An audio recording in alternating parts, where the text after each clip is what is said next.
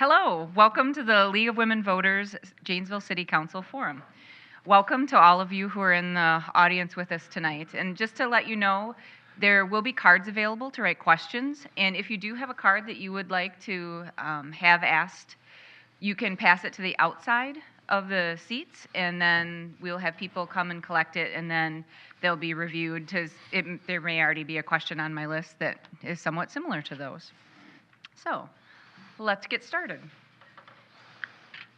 So the Janesville City Council election forum tonight is presented by the Janesville League of Women Voters in conjunction with JATV. And we very much appreciate their help with all of the setup and all of the recording and editing and then the eventual publishing. I'm Laura Peterson. I'm a member of the League of Women Voters of Janesville and tonight's moderator. The all-volunteer local Janesville League of Women Voters is a nonpartisan organization which works to register voters, hold candidate forums like tonight, study local, state, and national issues, and to bring informative programs to the citizens of Janesville and Northern Rock County. Visit our website at www.lwvjvl.org or follow us on Facebook to get involved and stay informed. Let's go over the forum guidelines for tonight. Candidates have not received the questions in advance, and they'll take turns being the first to answer the questions. Candidates will have 1 minute to respond to the questions today. We time the responses in order to give each candidate an equal opportunity to be heard and to try to cover as many topics as possible in a short time span. Let's meet the 5 candidates running for the 3 open seats on Janesville City Council, the election which will be held on Tuesday, April 2nd. So tonight we have Douglas Markline, Sue Conley, Tom Wolf, Jan Chesmore, and Jim Farrell. So tonight they'll each have an opportunity to introduce themselves. So we're going to start with Douglas, and you'll have an opportunity to introduce yourself for 1 minute. 1 minute. Oh, great. Excuse my voice. I lost it over the weekend, so I'll do the best I can. I'm Doug Markline. I'm running for my 4th term on the Janesville City Council. I began serving on the council in 2013.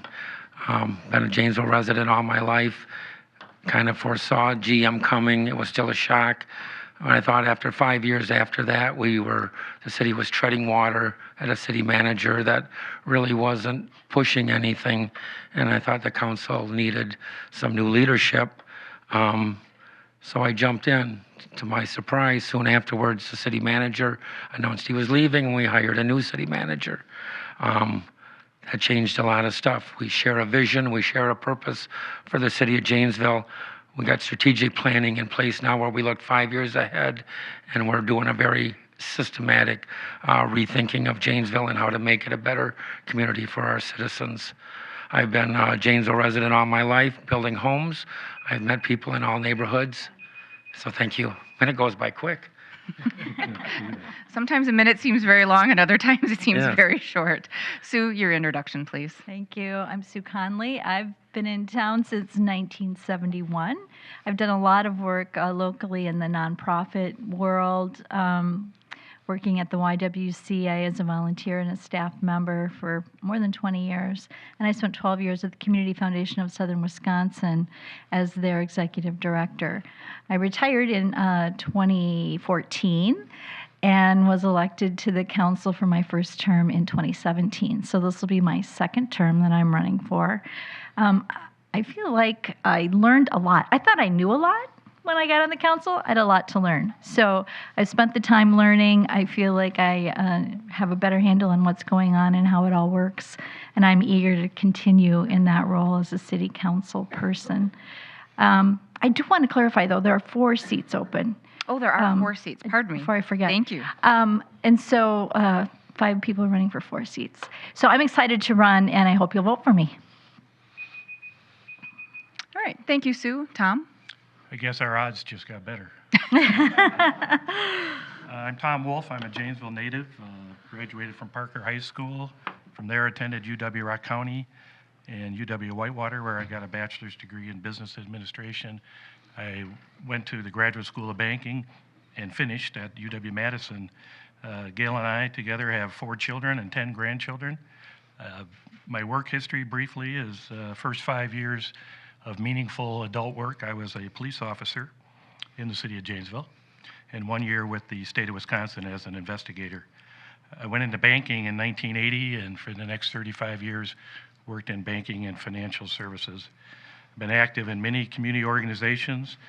Recently was the chair of the City Zoning Board of Appeals. Spent 9 years on the Janesville School Board, 2 years as president. And this is I'm running for my second term on the council. I am currently the vice president. Thank you, Tom. Jan? My name is Jan Chesmore, and I have grown up in Janesville. I am the proud mother of 3 adult children. I should shut up? No? Okay. Anyhow, I'm married to Jim for over 50 years. I grew up in Springbrook. I graduated from Beloit Catholic High. I've had 13 years of parochial school. I have 5 grands, 3 greats, and I have been involved with lots of stuff from my church to my community. In 2000, I was president of Downtown Business Association, and that was called DBA, and now they have different initials. And I was very proud of the flowers and the Christmas lights and getting involved. And I love my community, and I really think that they need another female voice on the council. Thank you. Thank you, Jan. Jim? Good evening. My name is Jim Farrell. I've been on the council a total of 6 years. I was voted out by 25 votes 1 year. A little of my background, my career was in industrial accounting. I've been a controller, budget manager, cost accountant, and so on. Since I retired 8 years, I've been privileged to be on the council, but I've spent my time volunteering for the city organizations. I'm a member of Kiwanis. I do Meals on Wheels. I volunteered to help at elementary school, which was a great experience for a few years. I taught a class at UW-Rock, Whitewater. I'm very proud of the work the city council has done in the last 6 to 7 years. It'd take me a long time to list all the accomplishments, which I'm only a part of, but participated in. Mainly the settling of the sidewalk issue, the new fire station, Arise, many other things, the Monterey Dam. We did a lot, and I hope to continue in my role. Thank you. Thank you, Jim. Thank you for your introductions tonight. Now we're going to move on to the question portion of the evening. So, Sue, this will be your question first.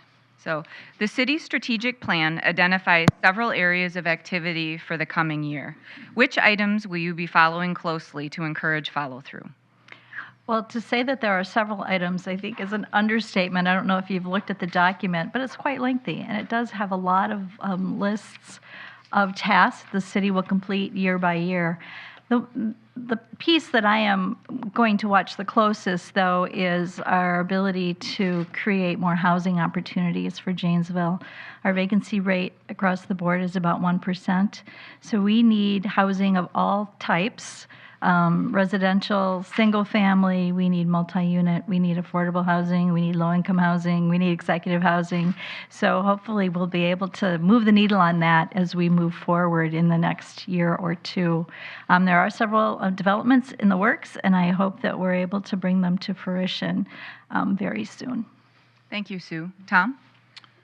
Well, without it in front of me, I will use what limited memory I have about the 2019. Actually, we use a rolling 5-year plan, so some of the issues that are on for 2019 were on in 2018, possibly 2017, 16, et cetera. But those that I know are near the top, as Sue mentioned, we're working on several housing plans. We adopted a housing TIF projects throughout the whole city rather than just the downtown this last year, so we'll be interested to see how that proceeds.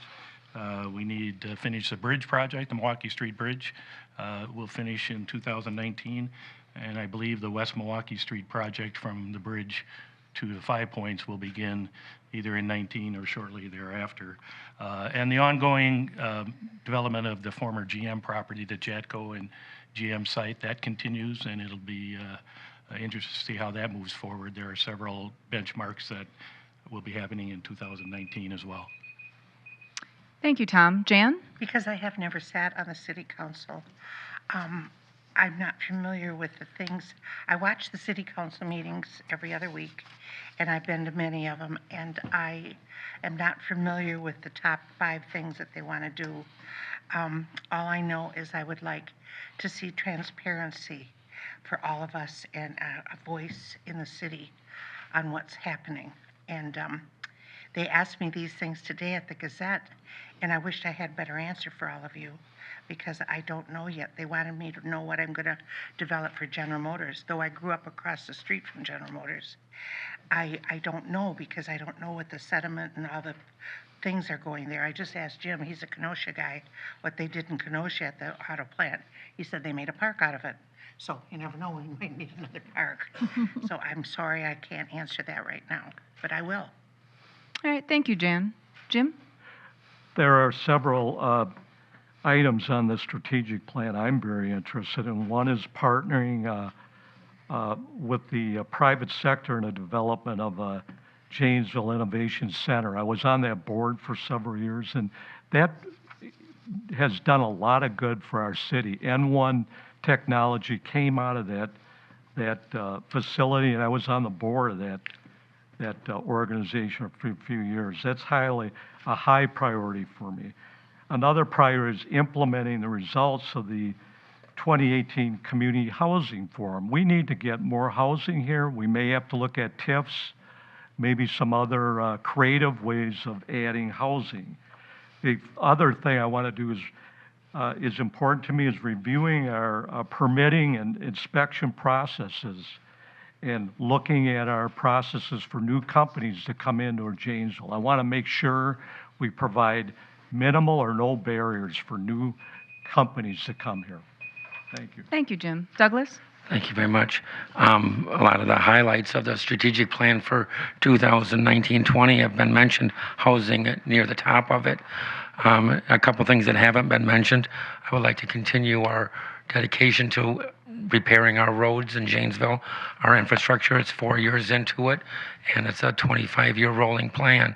I also want to make sure the downtown stays on track and that the efforts that we've done to improve our downtown continue. And probably the other one that I want to really keep an eye on is realizing the plan that the city has for Monterey Park. A lot of people are skeptical that it'll turn into something worthy, and I believe it will, and it'll take a couple of years, but I do want to keep an eye on that to make sure that people aren't let down on how that turns out. Thank you, Douglas. Tom, this will be your question first. And I realize several of you have mentioned housing, but to continue further on that, what do you believe the city's role is in providing decent, affordable housing to new and current residents? Well, we do have an affordable housing project that is in the works right now downtown, adjacent to the police department on the corner of Linden and Wall. I believe it's going to be 62 units. The city is integral in that the developer is tying in state and federal tax credits into the projects. The city's role is we have accumulated the parcel. It's already within a TID district, so we are providing a TIF incentive in the form of the land to do the project. So, you know, there's a good concrete example of what the city can do in terms of housing density, because I think to solve the problem, we need dozens of units, not just one at a time. Thank you, Tom. Jan? When they're talking about housing units, I'd like to be more specific. Are we talking about low-income housing? Housing in general. Housing in general. Because what I would like to know is if every low-income housing, they have to have those retention ponds. Are those rules to have it right next to a new project? That's very important in my world. And as far as the housing things, like I said, I have 4 people up here. They know more than I know. I'm sorry about this. We'll get it down pat. That's all. All right, thank you, Jan. Jim?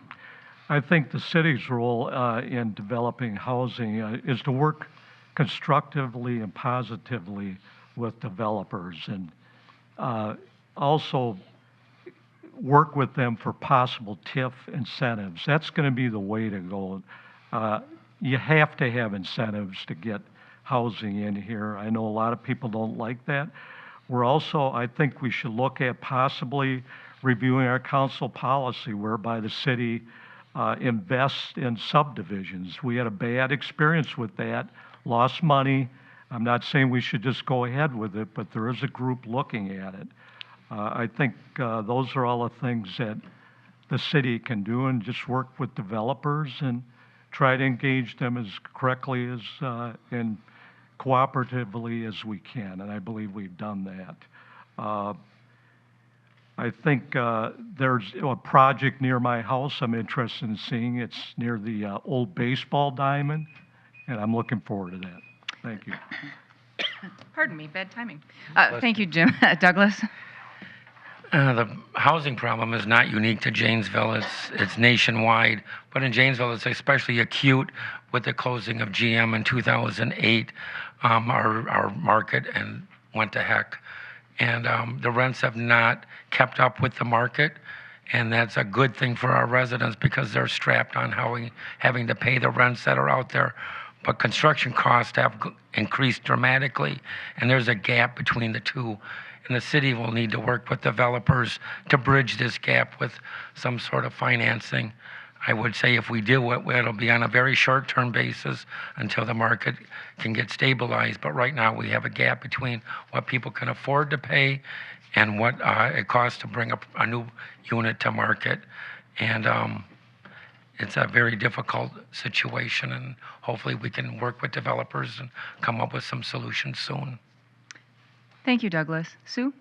In addition to the things that have already been mentioned, the Community Development Authority is part of the city and receives HUD funding, federal grant dollars, to help provide affordable, decent housing to low-income families. And so the CDA, which I serve on that board, has been looking at how we can use that funding differently than we have in the past to provide additional housing opportunities to low-income folks. The development that Tom mentioned will be funded in part by HUD money through the CDA. And so I think that's another creative way that we're using that money differently to provide housing through the city. But TIFs for multifamily housing, I think, is a great incentive as well, and that will help developers take a closer look at Janesville because there is that gap between what it costs to build and then make a profit off of a development versus what people in Janesville can pay. So lots of things to look at. Thank you, Sue. All right, Jan, this will be your question first. So how will you help the city continue to develop a more inclusive culture? Could you be a little bit more specific when you say inclusive culture? I'm sorry, that's the question as it's written. Okay.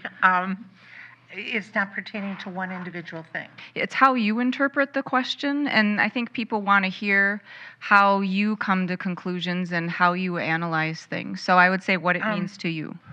I read a book a long time ago by 3M out of Minneapolis, and it's called Megatrends, and it's managed by Wandering Around. Now, I shouldn't say that lightly because they give a degree on that at 3M. And I think that once you are out and about and you listen to other people talk and their views and things like that, and that's what I would like to see, the transparency going to the council, because I think everybody should be heard. Thank you, Jan. Jim? Thank you.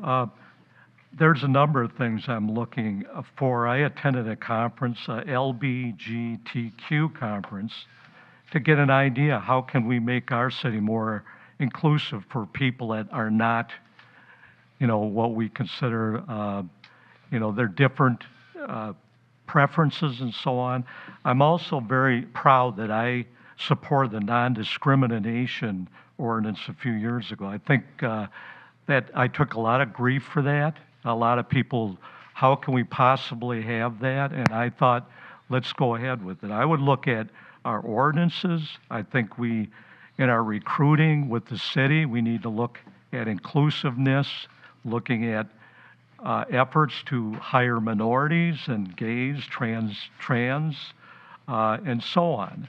I think everybody can play a role in our city, and I'm for an open, inclusive city. I do not, I think we can do it. Thank you. Thank you, Jim. Douglas? Rightfully or wrongfully, Janesville has a long history of being a very white community. I remember when I was young, people could count how many black people lived in Janesville back in the early 1960s. That has changed, but the tag still remains. I would encourage all citizens to feel free in Janesville to express their lifestyle as they see fit and not have to apologize to anybody for how they feel, how they look, and how they dress. The City Council has supported many cultural months with proclamations and resolutions recognizing Native American, Indigenous people, Black culture, Women's Month, and we will continue to do that. Our police department is also recognized statewide and nationwide for their efforts of outreach to try to make a more diverse police force and also how they work with different communities throughout Janesville. It's a stigma that's hard to beat, and we're trying very hard in this city to do that. Thank you. Thank you, Douglas. Sue? Inclusivity has always been very important to me. I've served on the Janesville Multicultural Teacher Scholarship Fund board for many years that tries to get our own minority students to go to school, become teachers, and come back to Janesville, commit to Janesville for 3 years to teach here. I'm very proud of the work that the African American Liaison Advisory Committee and the Latino Liaison Advisory Committee do with our police department. Chief Moore has been very strong in advocating for those committees, and they're out in their communities doing really good work to integrate their cultures within the police department, and that helps the police understand those cultures better. I think that's very important.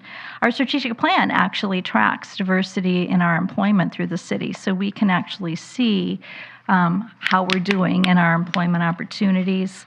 And the other thing that comes to mind is we have this brand new festival street. So we might see all kinds of new cultural festivals coming to our downtown, and I think that would really be a lot of fun. I would support that. Thank you, Sue. Tom? I hope so, Sue, that we have those. I'm going to attack this from a little different angle in terms of transparency, as Jan has mentioned. There are very few things that happen in this city that people can't find out about, and that's going with this idea of inclusion. Everything the city does, including its budget, I have the budget, I hope I don't have to open it, is on the website. Anybody can pull it up and see exactly what's happening any given day to day. In terms of, we have very few closed meetings as a council.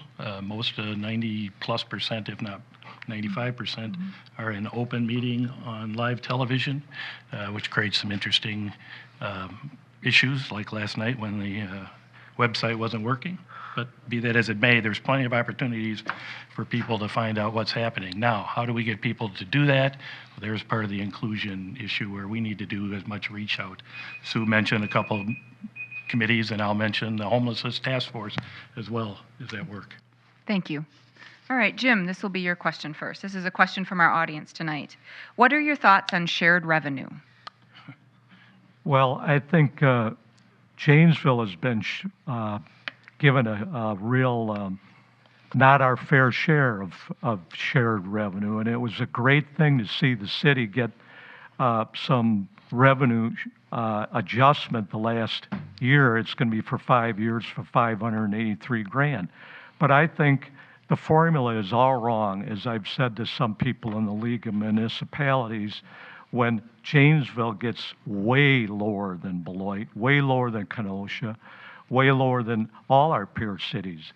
And I think our city manager's been very assertive, working with our state legislature in adjusting that. And I commend him for being able to get some more shared revenue. We've been able to add police officers and firefighters because of that. So it's highly important to our city.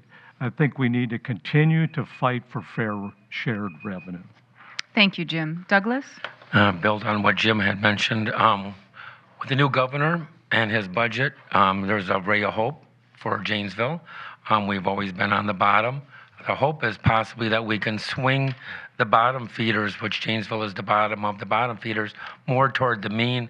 And when they increase the revenue for the shared revenue, that maybe we'll get a little bit more closer to our equal share. We've been fortunate enough 2 years ago, and we have 3 more years to go, where Governor Walker was able to find $500,000 each year to help us out. That was because of our city managers, and also the city council has gone to Madison and lobbied our situation. Our representatives, not only our local ones, but statewide, they know Janesville's predicament, and they don't want to be in office when the first Wisconsin city fails to maintain their financial thing. And we've got a good representation with the League of Wisconsin Municipalities. They are very aware of our situation and are trying to help. Thank you, Douglas. Sue? Yeah, the formula was frozen, I think, in 2001. And so they've left the formula the same, which is complicated. I can't tell you exactly what the formula is, but our situation in Janesville has changed a lot since 2001. And so that's how we ended up on the bottom, because we don't have the same factors that we did when the formula was used regularly. So we're kind of caught. We don't really have a lot that we can do. We know that it's not fair.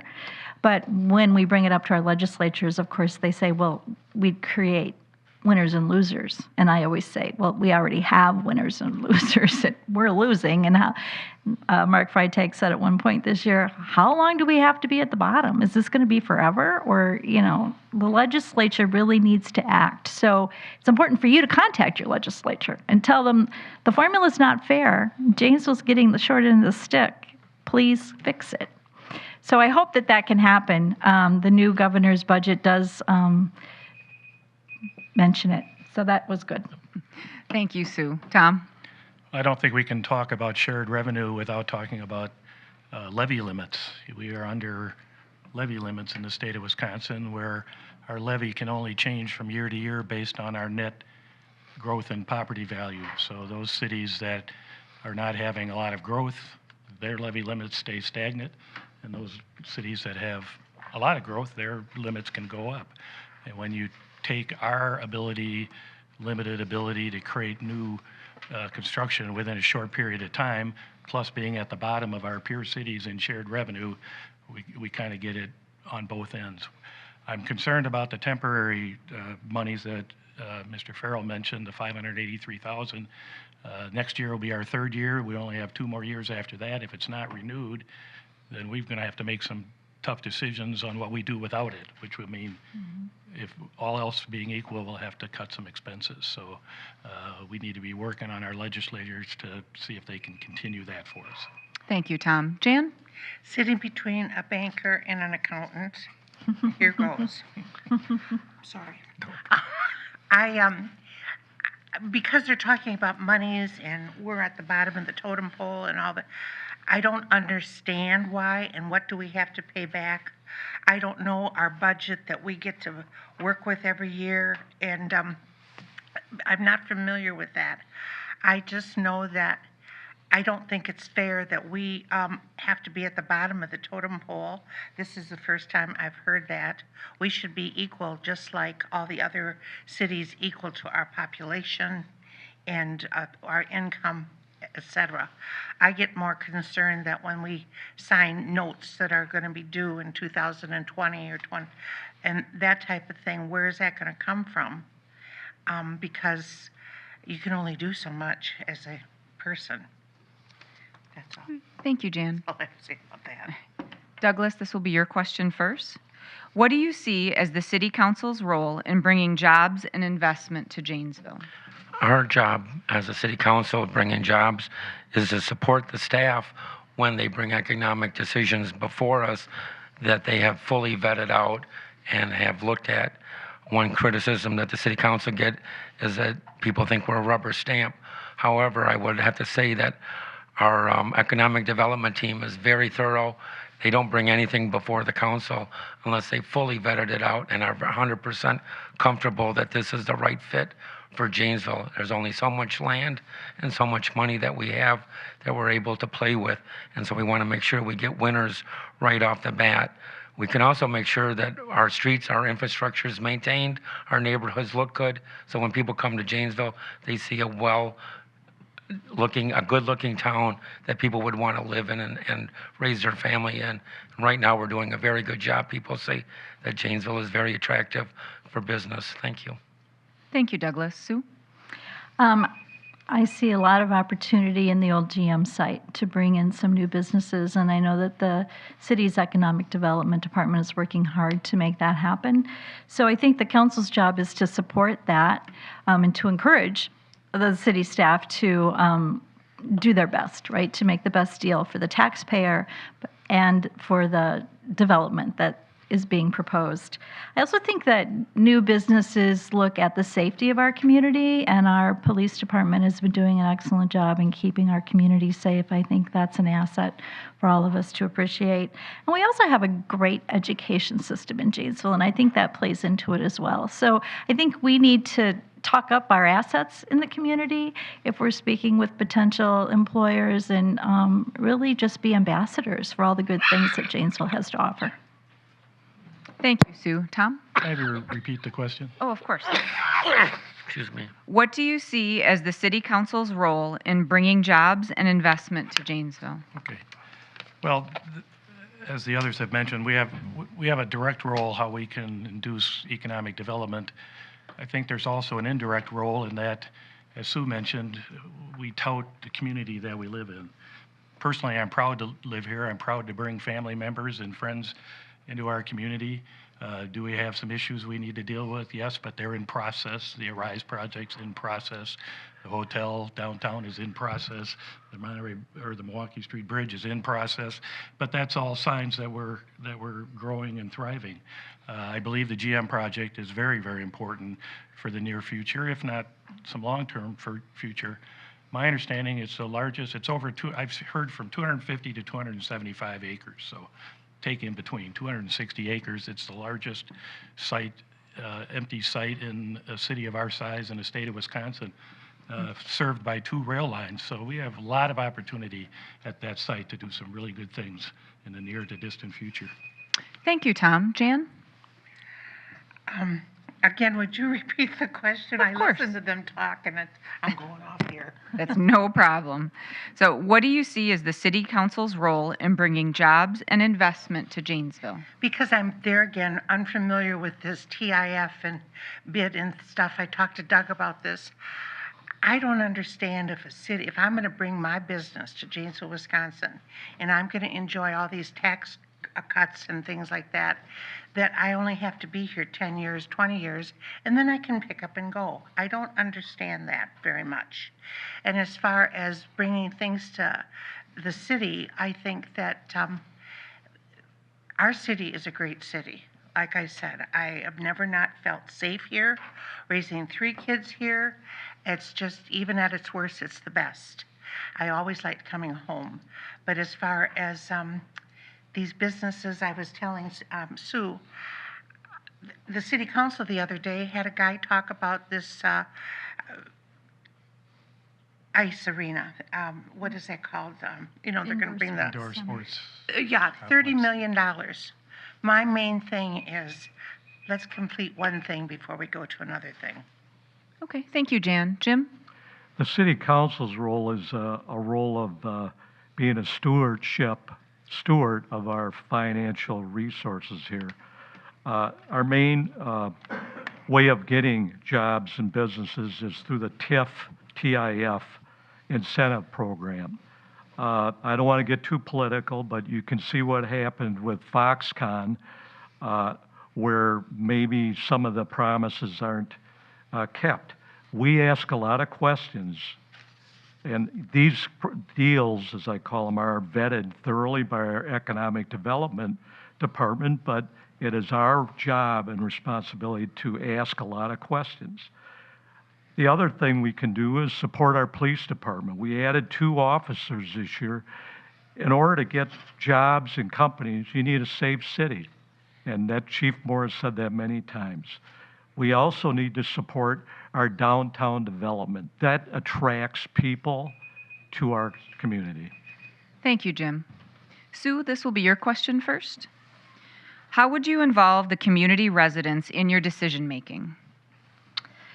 I am a huge proponent of involving the community early in conversations whenever possible. And especially when we have new development, whether it's a housing development or a new business coming to town, I really encourage open houses, right? Let's let the community and the neighbors know what's going on. So I think that creates a better project in the end if you involve the community early in the process rather than showing them your final result and saying this is what we're going to do. This is a community that loves to give input, so I really encourage that whenever I can. And I make myself available to the community. I get phone calls and emails from residents frequently, and I'm always happy to take the time to talk with them, to respond to emails, because that's who we're here to serve, right? We're here to serve the residents of Janesville. So I think it's important that we always be available to them and to listen to them. Thank you, Sue. Tom? Well, being a native, a lot of barriers have been removed because just of acquaintances that I have within the community, and people are free to give you their advice, and thus it is free. However, I think we have an infrastructure that encourages people to do so. They can watch our meetings, again, as I mentioned, on live TV. We are on the radio quite often in terms of issues that are happening. We have a dedicated line at City Hall that you can call us. We have a dedicated email line that people can email us. I still have a hard line, and yes, I'm in the phone book. and I engage people, as Sue said, in many community organizations I belong to, but rarely do I have to engage them that they don't engage me first, because there's always something going on, which makes it a good community to live in. Thank you, Tom. Jan? Ditto what Tom said, because growing up here and raising our family, we know a lot of people. A lot of people. I've always said if I'm going to get mugged, I'd say, "Oh, Harry, I met you last week." We even know the muggers. And I shouldn't say it like that, but it's kind of true. And so the communication, people are always talking about the communication in your city. And I think that says it all. We want to go to the people and hear what they have to say. Thank you, Jan. Jim? My way of finding out how our citizens feel, I do a lot of walking, I do a lot of bike riding, and I go all over the city. I see somebody coming down the street. How do you feel about this ordinance? How do you feel about what the city's doing? You have to go to the citizens. We've had listening sessions, you get 3 people. I like to go out there. The other thing I've been doing recently, which I've found kind of helpful, I've been sending surveys out to citizens. They're readily, crudely made and not a huge amount of people, but I ask, what do you think of this? What do you think of the anti-bullying ordinance? What do you think of Monterey Dam? That's how you find out. I propose the city have a survey of all of our citizens this year, and I didn't get any support on that. Wouldn't that be great to have a city survey and ask the citizens, how do you feel about various issues? I'm a big believer in that, and apparently there's some issue with knowing what our citizens want, and I didn't get any support from my fellow members out of due respect to them. Thank you. Thank you, Jim. Douglas? Thank you. When there's new developments in the Janesville, we encourage neighborhood meetings, so people in the neighborhood that are affected by a zoning change or a new building are able to come and listen, learn, and add input. Those have been priceless in improving the projects around Janesville. When the city does something, we have open houses at the city council chambers. When we do the downtown, or when we did the Monterey Dam, we had open houses where people could come down, learn, look, listen, and give input, and people do listen to it. When we walk around town, as everyone else here has said too, my ears are open. I'm always listening and attuned to people. Someone will come up to me and say, "What's the deal with this?" or "What's going on here?" And sometimes I'll actually go and do the same thing. I'll say, "What do you think of this?" or "What do you think of that?" We're also very blessed in this community to have a great media. We have newspapers, radio, and TV that covers and brings it to the people that do that. Thank you. Thank you, Douglas. Tom, this will be your question first. This is from the audience. And the Janesville Mall's occupancy rate obviously has gone down quite a bit. What are your thoughts for how the city council can have a role in either revitalization or refurbishment of that area? Well, I think the first thing that needs to happen is we need to have the new owner uh, set the stage for what they feel this mall should look like. Several of us met with the new owner prior to the sale, and they were quizzing us some of our thoughts. The owner was also telling us some of the projects they've done around the Midwest where they've repurposed mall. Foot and traffic retail is certainly on the decline, and they need to repurpose the mall. Malls they've done in other cities, they've put government, city and county government offices. They've put medical, dental offices. They've put housing and grocery. So they have taken spaces and repurposed it.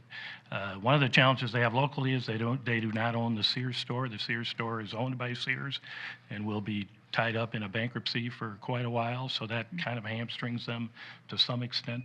But I think they need to set the stage of how they look for the future to be first. Great. Thank you, Tom. Jan? I think that it isn't just the Janesville Mall. Beloit did the same thing. All the other, very few malls other than Woodfield in Chicago is thriving. I think that if people will go out there and park their car and walk for 2 hours and have coffee, but they can't shop. And so if you've noticed, they have individual stores right next to Festival. They're building this like Kay's Diamond Jewelry and Sell One. You could fall out of the car and get into the building. Well, I think that's fine, but we've got to turn around and think, what about parking? And it comes right back downtown to downtown Janesville. When I found out that Janesville has over 2,000 parking places, I'm thinking, where are they?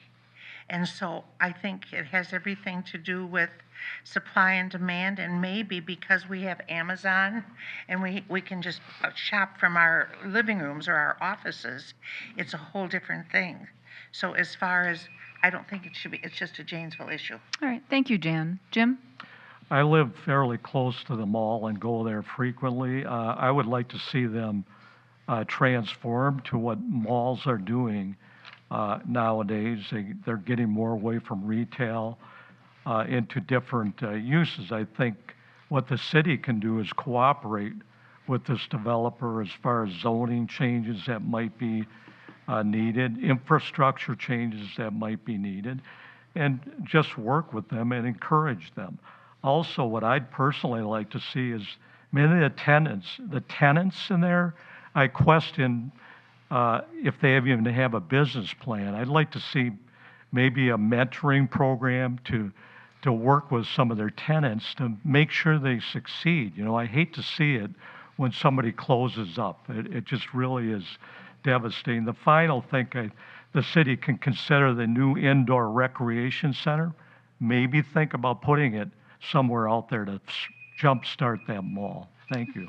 Thank you, Jim. Douglas? Yeah, the owner had a meeting before he bought it and laid out his vision and his plan, and they have a vision, they have a plan.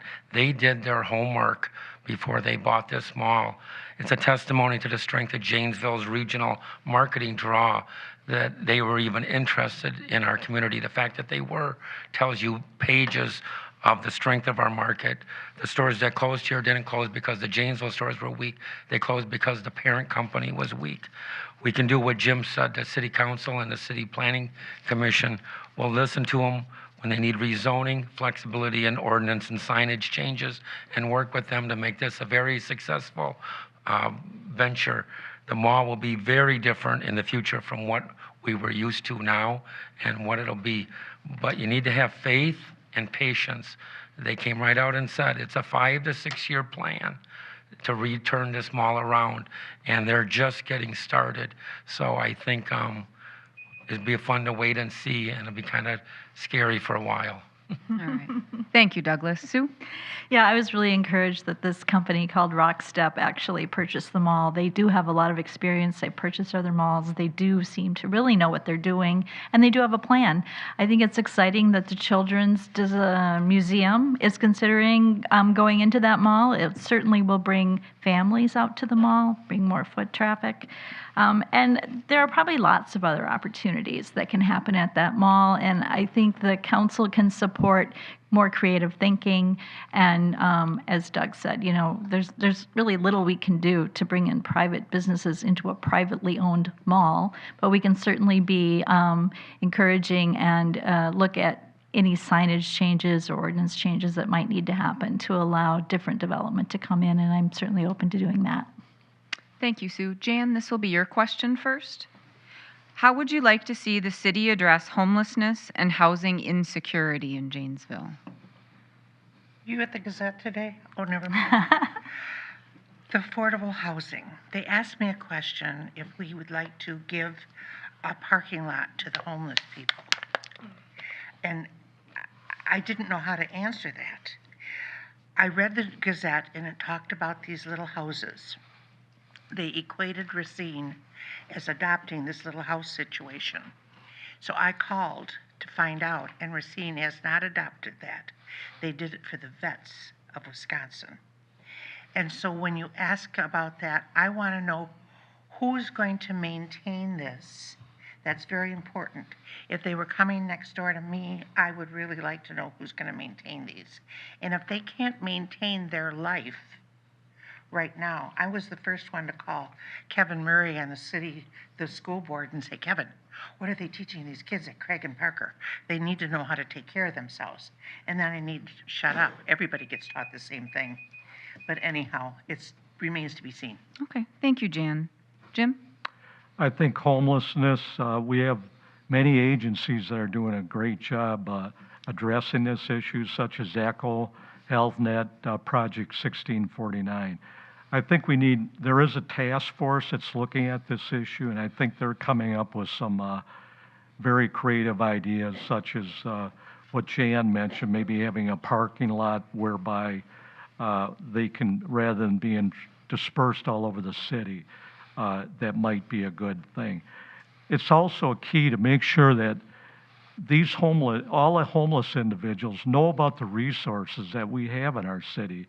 I know at Hedberg, which I'm on the board of directors here, we have a room where homeless people can come in and talk to people from ECHO and so on. It's getting the information to these individuals of who can help them.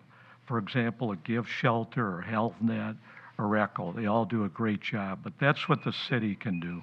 All right. Thank you, Jim. Douglas? Thank you. The homelessness issue has been nationwide. It's not unique to Janesville. It's been going on for a long time. What's new, I think right now, in the fact that you asked the question, there's an awareness that things need to be done, that it's not something that we want to embarrass and push under the rug anymore. We've got great examples. Jim and everyone here has mentioned them. Gifts is another one, taking people off the streets, teaching them how to get their lives back together.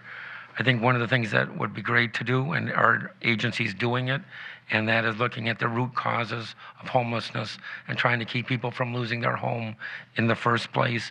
And for those that have lost their home, give them the tools and the ability to help lift themselves out of the situation that they have found themselves in. And the city is there with our groups and working with private groups to make this happen.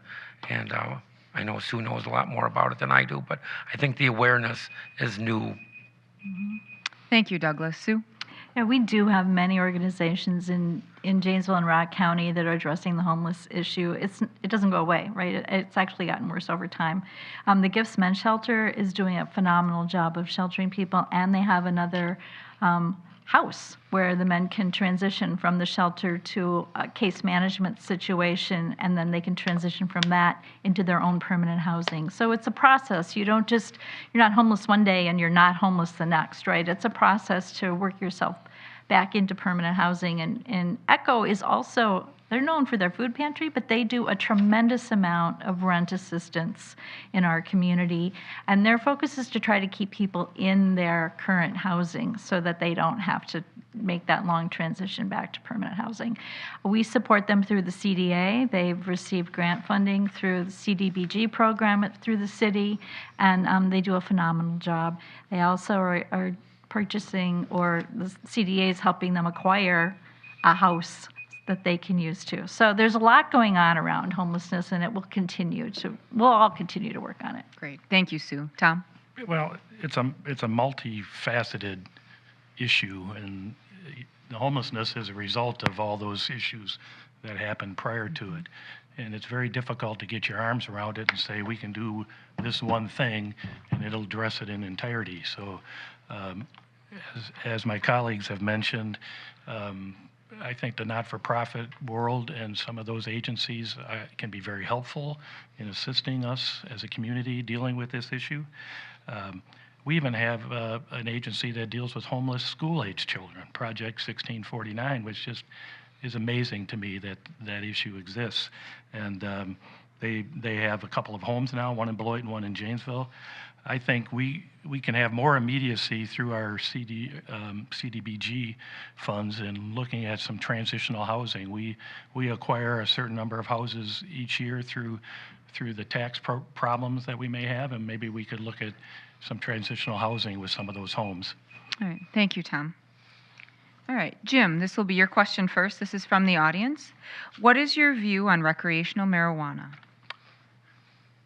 That's Yeah, he's going first. well, there was a referendum on that, and I think the people have spoken on that. I know I've talked to Chief Moore on that and several police individuals that are very much against recreational marijuana. And I know I read something, our Janesville Mobilizing for Change does not support recreational marijuana for minors. I totally oppose that. I think if you're an adult in your own home, I guess I don't feel that strongly one way or the other, but I do not want to see minors doing this. And I know Chief Moore says, well, if you have that, it could develop to heroin or other higher level narcotics. So I guess I'm not real enthused about it, but I realize that people have changing their attitude about that. And I don't believe in long prison sentences for somebody smoking marijuana at home. Ridiculous. Thank you. All right. Thank you, Jim. Douglas?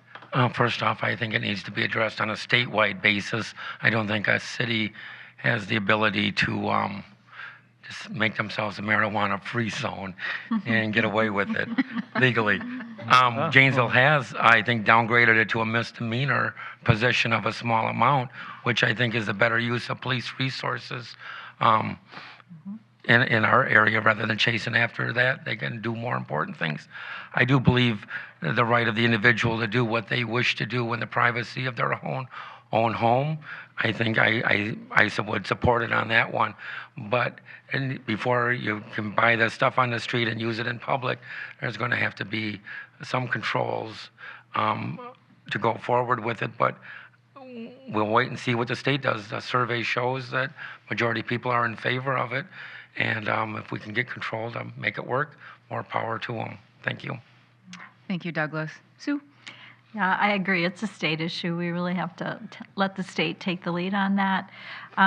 But I do see benefit to having legalized recreational marijuana or medical marijuana for that matter. If it's regulated and taxed, there certainly are benefits to the state in using those dollars for a specific purpose. Education, perhaps. And there are other states that have done this that we can take a look at and study and see how well it's worked for them, what didn't work for them, and try to not make the same mistakes they have made. So I would support, actually, legalizing marijuana use in our state. All right. Thank you, Sue. Tom? Again, on its face, it seems simple, but it's not. As Doug said, we did address decriminalization locally, where we made simple possession, a city ordinance violation. Of small amounts. Of small amounts. Thank you, Sue. And I want my time back now, 'cause I just blanked out. You got lots of time. But it's really a federal issue because the states that have adopted it, the federal banking system will not let businesses in Colorado deposit cash in banks that have come from the sale of marijuana. So they're buying supplies and making payments in cash because they can't deposit their money in local banks because of the federal banking laws. So this thing has many, many tentacles to it.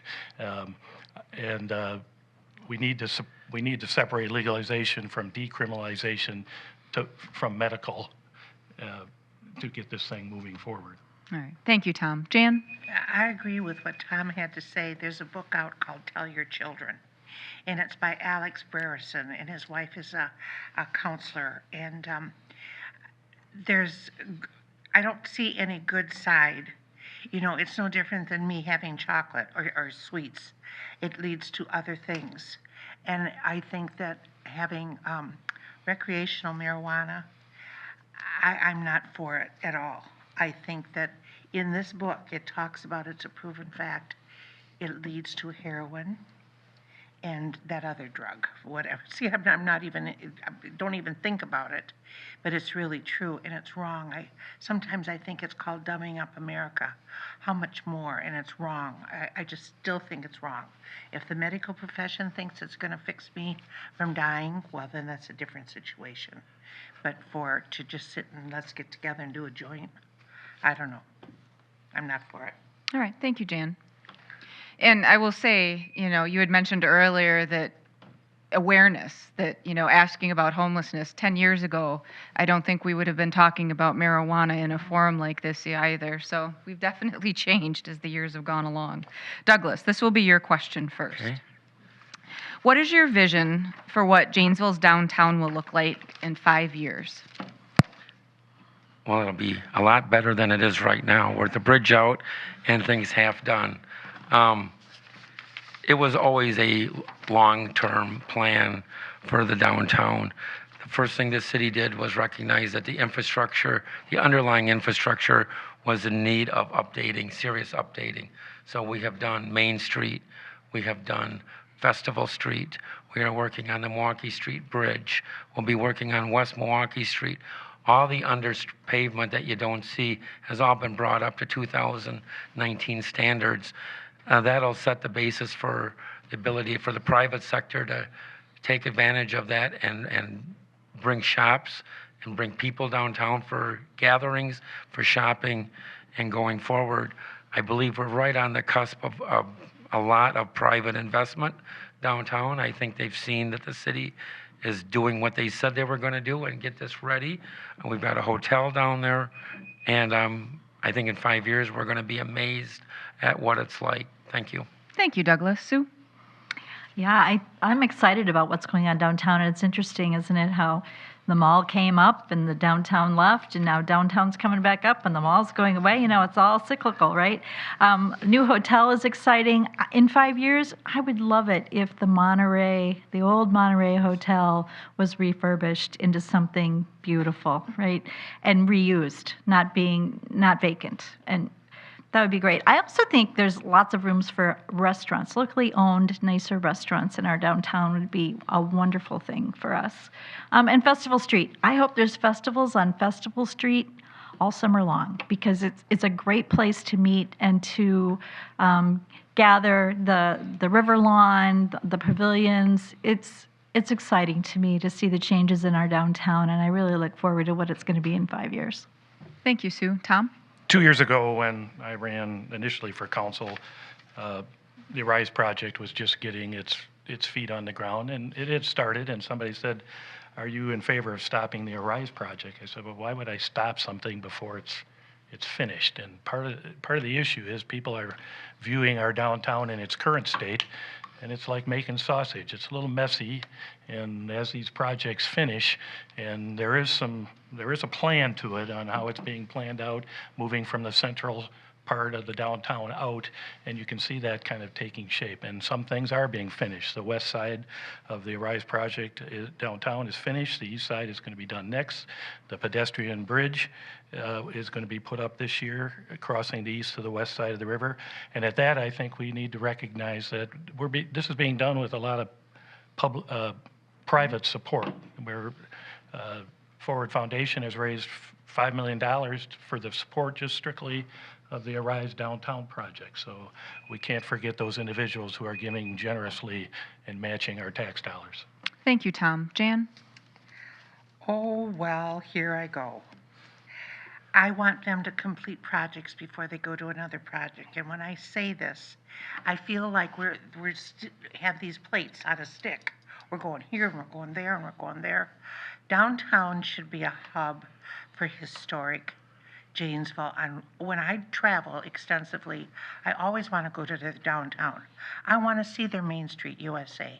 We have a beautiful Main Street. We have 1 mile from Centerway down to the ice arena. That should all be developed. And as Monterey, I love that Monterey Hotel. John Fitzgerald Kennedy stayed there. He was just as important as Lincoln. And so I think we need those things. I'm pretty negative about something, and it was our Festival Street. And I criticized my city manager because it reminded me of a fort. I look at the lights, and they look something like right as Star Wars. I got on the line online and about downtown, hometown things. They don't look like my Festival Street. Okay. Thank you, Jan. Jim? I foresee, I'm very excited about Arise. I've always supported that. I go downtown a lot. I enjoy going to Bodacious, looking at the river down there.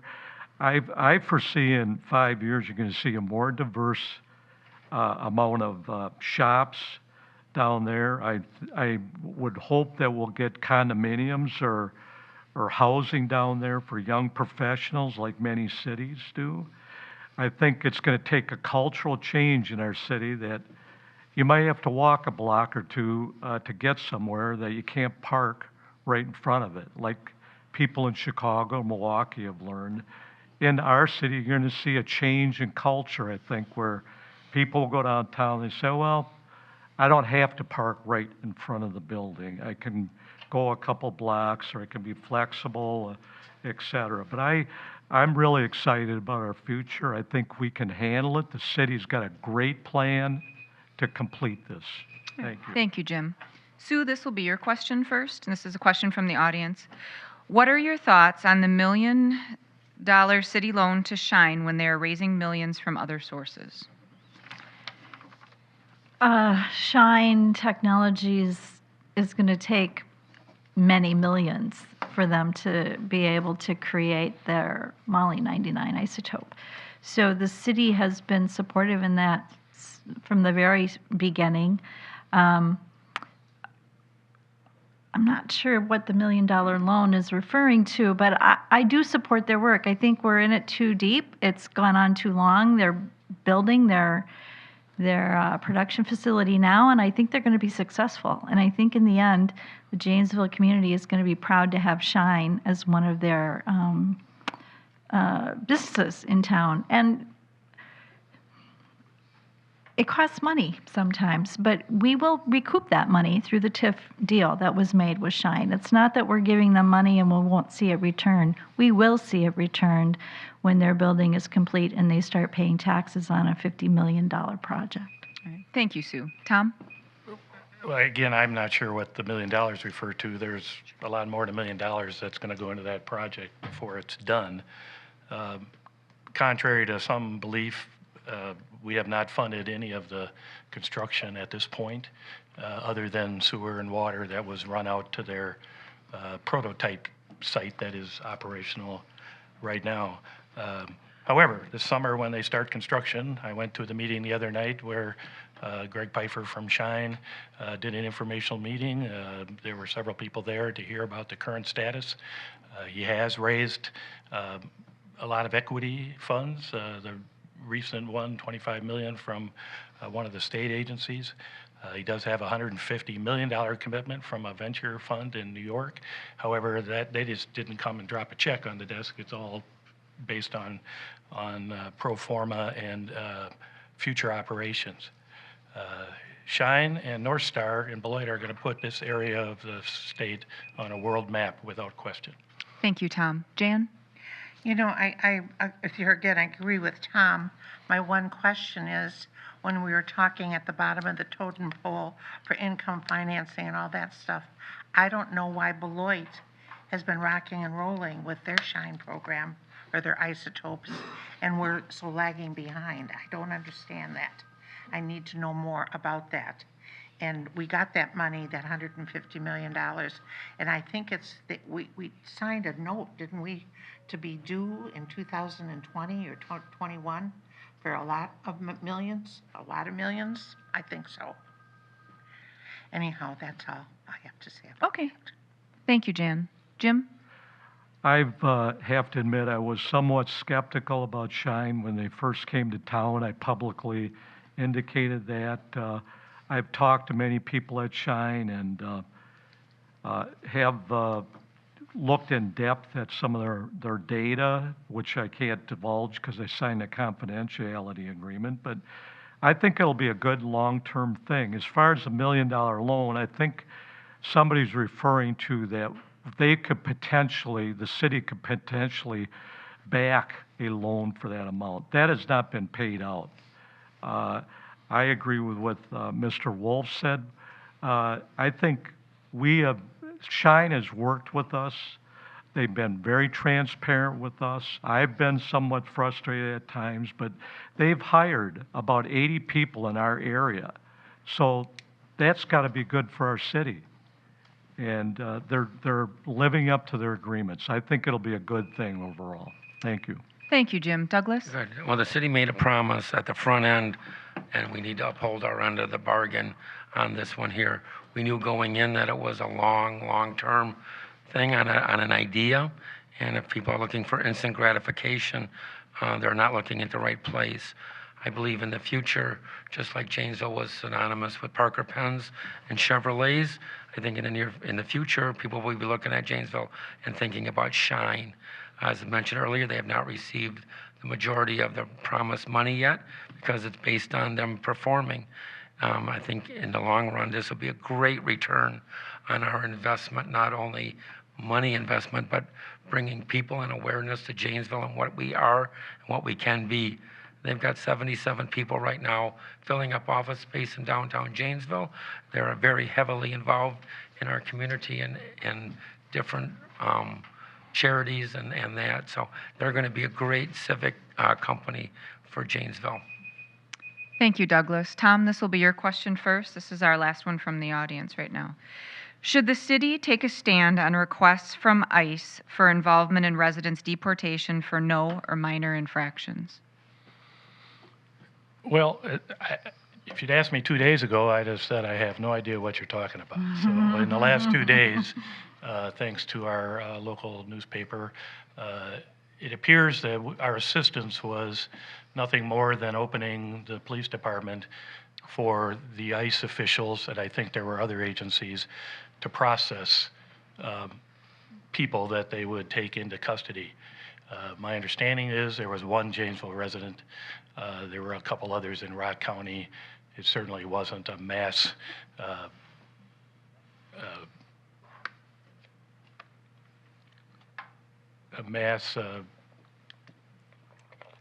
amount of people. Thank you, Jan. And I know it comes with some controversy, but I applaud Dave Moore in that he's helping a federal agency who appears to have been under proper authority to have an exercise in our community. Okay. Thank you, Tom. Jan? On one part, Laura, it's pro this, and another part, it's not pro. When you say ICE, I think it's a good agency and it's there for a reason. I don't know that Janesville has been inundated with its illegals, right? Isn't that what it's about?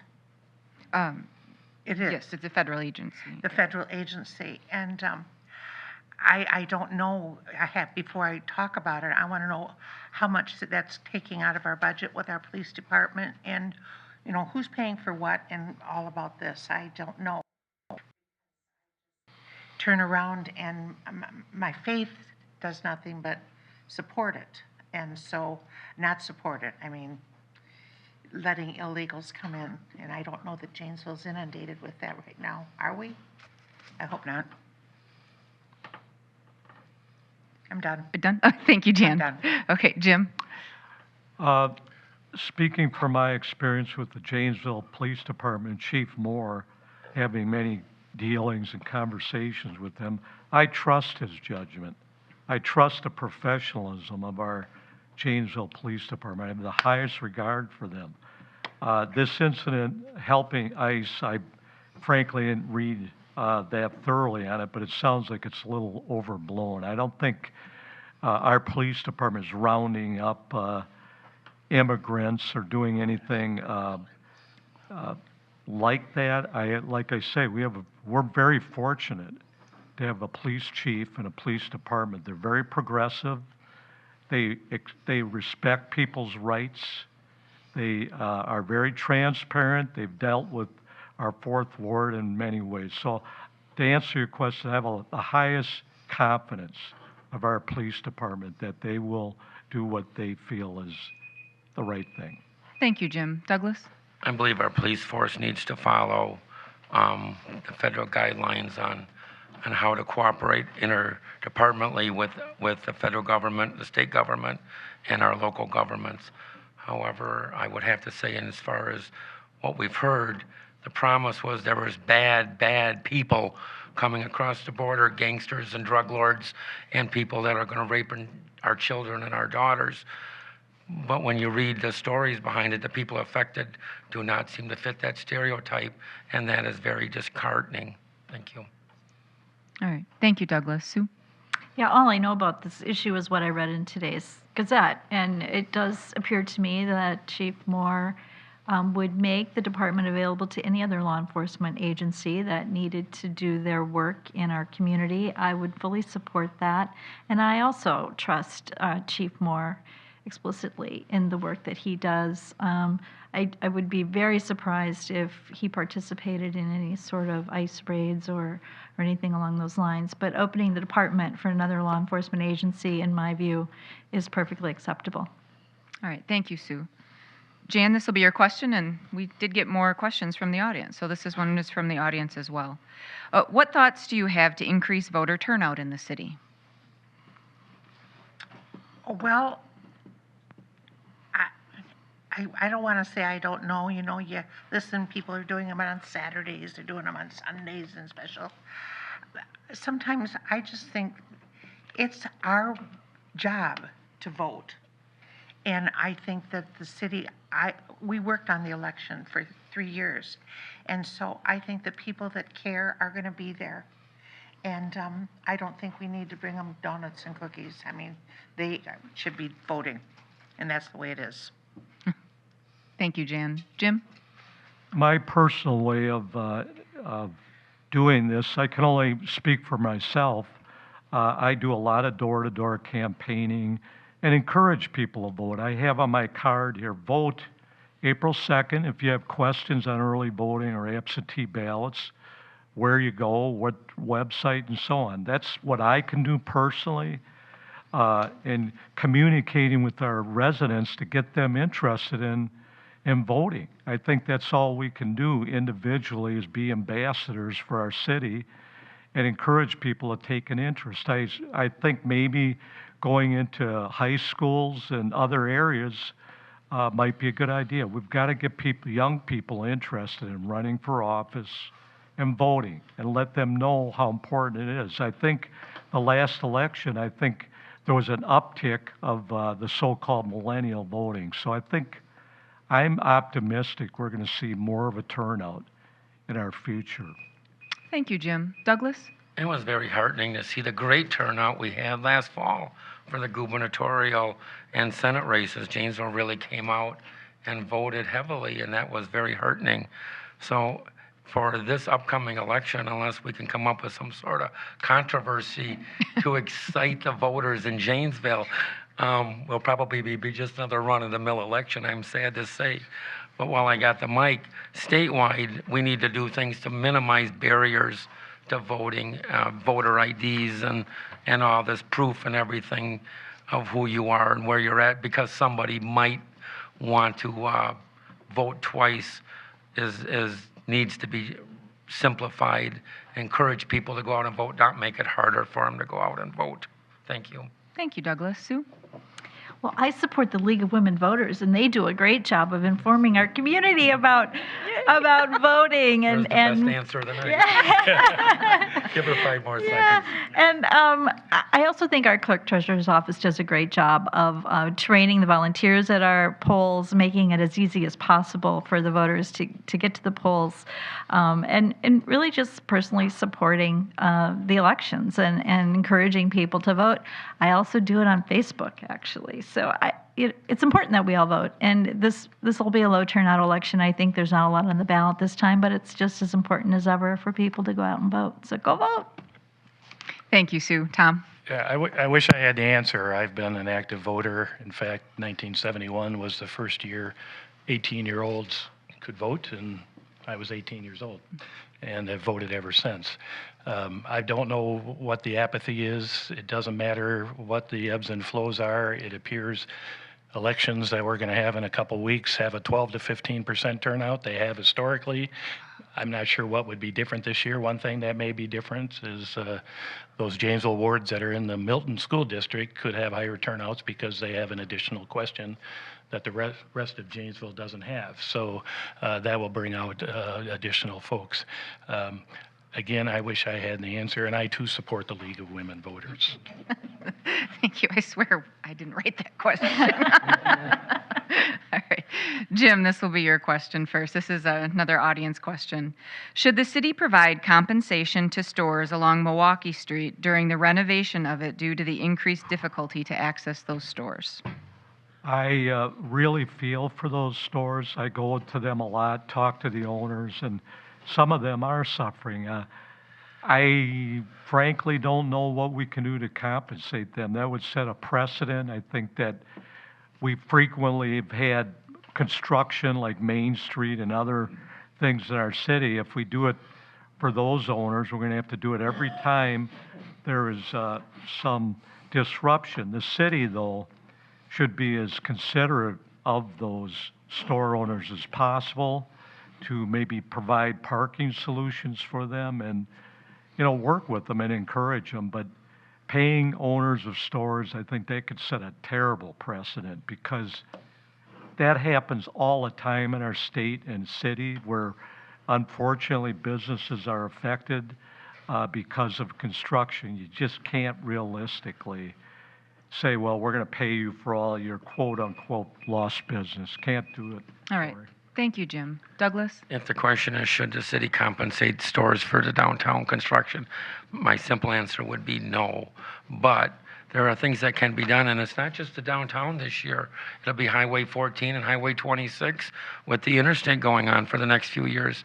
What the city can do to help these things is to make sure that there's correct signage and directional arrows to get people directed to parking and where the stores are. We can also encourage the downtown business associations to do promotions, and the city can get involved with that. Come down on this date and do a big promotion for St. Pat's Day or whatever it is, and go that route. And the same thing happens out on 14 and 26. We need to have signage that shows what businesses are open. The other thing the businesses can do, this didn't happen overnight, this has been in the planning stage for many years, is they could use this opportunity for a chance to update their store or take a well-deserved vacation if they're going to be really slow and take advantage of the downtime. Thank you. Okay. But it's not going to be easy. We understand that. Thank you, Douglas. Sue? There are a couple of things in the works, actually. One is there is a facade grant program for businesses to create the rear entrance of their building to be more welcoming, right? Some are even thinking about widening their doorways for handicap accessibility. The city has looked into making the lighting better in the alleyways that are back behind the stores. That's one of the things that the store owners have have identified, and the city has already done some of that work. And actually, active communication with the business owners will be critical from the city's perspective and the actual whoever's doing the work, right, the contractor, so that they know what's going to happen, when it's going to happen, so that they can plan accordingly. So I think all of those things combined will help a little, but it's going to be tough. I think they have had impact already just from the bridge being closed, but when the whole street's closed, storefront to storefront, it's going to be a challenge, but they're already planning and working to do some of the things that have been mentioned already. Thank you, Sue. Tom? Well, to continue the answer on the question about compensation, no, I would not be in favor of compensating the businesses, although I do feel for them in terms of their disruption of their business.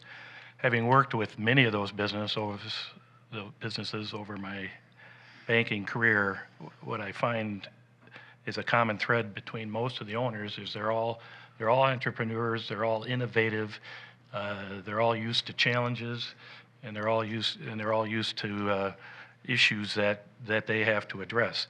At the risk of leaving some out, I've talked to several of them, and they are working together through the Downtown Janesville Inc. and the Bid District on common solutions, even though they're competitors, maybe not in the same brand or in the same product, but when people come downtown, everybody succeeds. So they're coming to the table to talk about strategies on bringing people downtown. We just had the Flannel Fest in February, and many of those businesses were involved in that because it was bringing a mass of people downtown. Okay. Thank you, Tom. Jan? I'm not familiar with the city, what they do now to encourage. I don't know what they do to bring business downtown. And like Tom says, they're all entrepreneurs, as I have been. Everything is cyclical. I don't care if it's weather. I look at right now, we owned a building downtown on Milwaukee Street for 8 years, and I just had a fit about the snow. Because, bless you, we turned around and we had to shovel our sidewalks to make sure, and then the city comes through and plows. You can't get out of the car and get to the sidewalk. And see, that would be an issue with me if I owned a business downtown right now, because I think that's something to be addressed, even though we haven't had a bad winter like we had this winter. So, and I just think that maybe Doug said take a vacation. All right. Thank you, Jan. We'll have time for one more question, and then we will have a 1-minute closing statement after this question. So, Douglas, this one will be for you first. What are some options for the City Council to support or lead efforts to make Janesville more environmentally friendly? Well, that's a good question. I'm on the Sustainability Committee, and we're doing a fair amount of things for that to try to make us a sustainable, environmentally good community. First, we're trying to encourage property owners to be responsible for their property, but also at the same time giving them the ability to do more things. We just passed a composting ordinance will allow them to compost, so we don't have to take as much waste to the landfill. We're working on a beekeeping one. We're working on gardens in yards, and we're working on natural yards so people could enjoy the freedom of expression in their yard, as long as they respect their neighbor and maintain it. And that's going to be the crux of the argument when it comes in front of City Council is how do we enforce negative or positive behavior by doing this. The city also is very good, and we can probably do more about getting garbage cans out to pick up garbage in parkways and walkways and that. Thank you. Thank you, Douglas. Sue? One of the obvious things is for the city to take a look at all of its energy use. It's a big job, but it's something that we could do. Lighting, I know, is being changed out all the time to LEDs, which are more energy efficient. Recycling doesn't happen in our parks, and I know that's something that the Sustainable Janesville Committee has looked at in the past, and I think it's something that we should encourage them to continue to look at, because there's an awful lot of recyclables that are just going to the landfill through all of our parks. So that would be one thing to look at. And then green space. You know, we're a city of parks. We're lucky that we incorporate a lot of green space into our planning, and I think it's important to continue to do that going forward. Thank you, Sue. Tom? Well, unlike Doug and Sue, I'm not on the Sustainable Janesville Committee. it's a standing committee of the city council. And I applaud Doug and Sue for their efforts, because these issues will not necessarily be painless, because they create change. We got comments, I did, a couple comments when we passed the composting ordinance. I saw people composting all over town. I didn't know we didn't have an ordinance. I thought we had one, but it brings more clarity. The beekeeping, I've been following the minutes of the Sustainable Janesville Committee, and it's going to be an interesting issue, as well as the front yard gardens. And I think that's part of being a progressive city, is dealing with those type of environmental issues. Unfortunately, recycling is having some challenges now, in that our market, China was buying our recycling nationwide, and they no longer are, for both political reasons and business reasons. So we're having a challenge in getting rid of our recycling. I don't suggest stop, but it's an issue right now that we need to deal with. All right. Thank you, Tom. Jan? I think we're very environmental friendly, and I disagree with Doug a little bit about putting gardens. I don't know that I want to see corn stalks in front yards. I don't understand, if people are not going to mow their lawn, how are they going to weed their gardens? I mean, this is just me. And I also think that the more rules we have, the more we have to police people. We have to get back to something so insignificant as those garbage bins. They should be put away within 24 hours. And when you live by an apartment complex, they're not put away in 24 hours. So I think we need to get back to what's very important about being environmental friendly, and that's something I think we are. I have an issue. I live on Main Street. There's a parking lot in my front yard 2 doors down.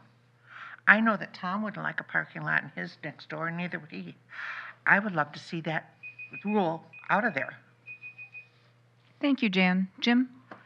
I was on the Sustainability Committee 3 years. I have a high interest in that issue. I hope the city takes a bolder vision on this issue, that possibly looking at solar panels. We've initially looked at that in our landfill. Some cities have done that.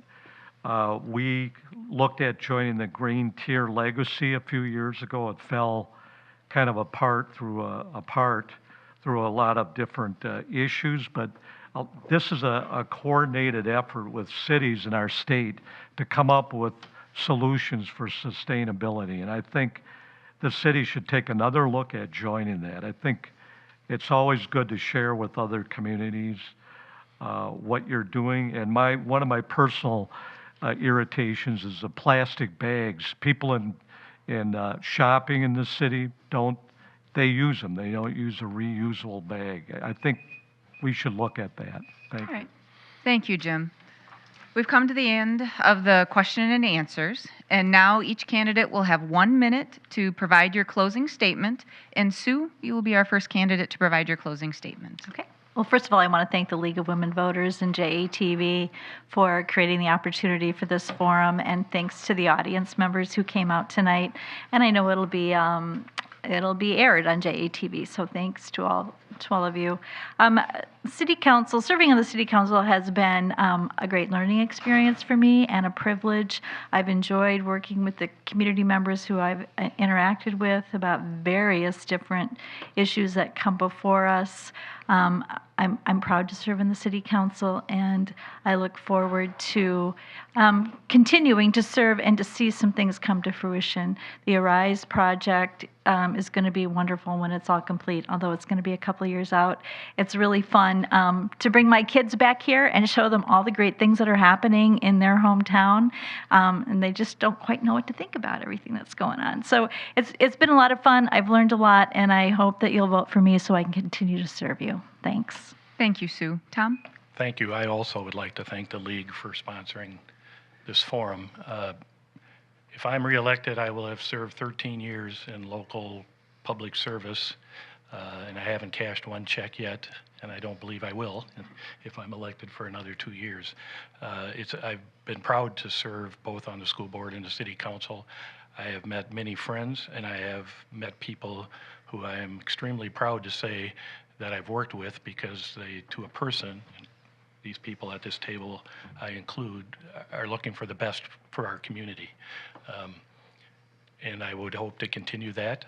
And I want to thank the others for running and putting themselves out there. It's not an easy thing to do, especially if you haven't done it before, Jan. Thank you. All right. Thank you, Tom. Jan?